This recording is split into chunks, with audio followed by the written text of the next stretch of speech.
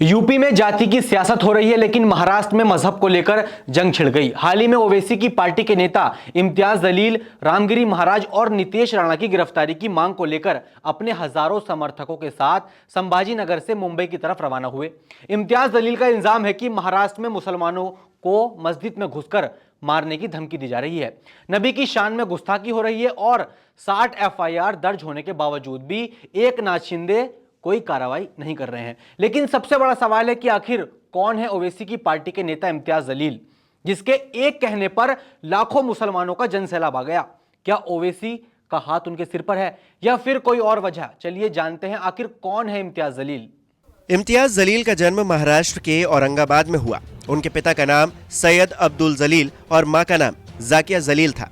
उनके पिता एक सिविल सर्जन थे और उनके भाई जेट एयरवेज में मैनेजर हैं।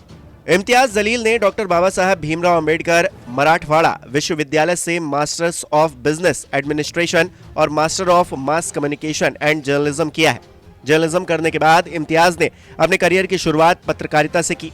उसके बाद इम्तियाज जलील ने 2014 में राजनीति में एंट्री ली और उन्हें ओवैसी की पार्टी AIMIM ने औरंगाबाद केंद्रीय विधानसभा क्षेत्र से चुनाव लड़ाया। वोटिंग से महज 22 दिन पहले इम्तियाज को टिकट मिला, लेकिन धुआंधार प्रचार से उन्होंने शिवसेना प्रत्याशी प्रदीप जायसवाल को लगभग 20,000 वोटों के अंतर से हराया।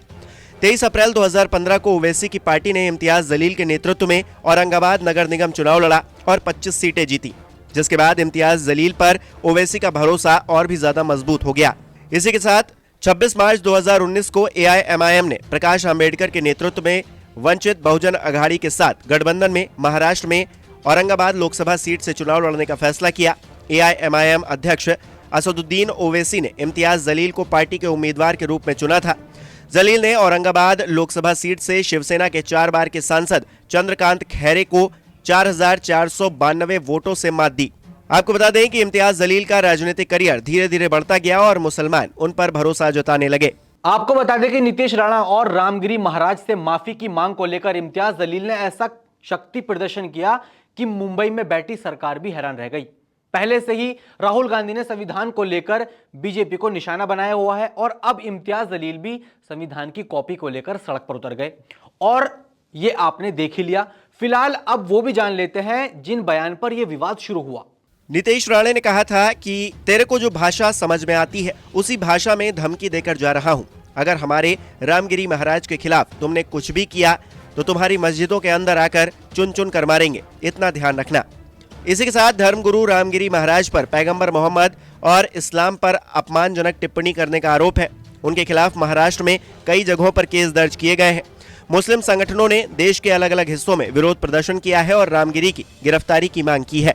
अब इसी के साथ देखना होगा कि महाराष्ट्र सरकार रामगिरी महाराज और नितेश राणा पर क्या एक्शन लेती है या फिर आने वाले महाराष्ट्र विधानसभा चुनाव में ओवैसी की पार्टी इसको मुद्दा बनाएगी और कहीं ना कहीं ओवैसी की पार्टी AIMIM को फायदा मिलेगा।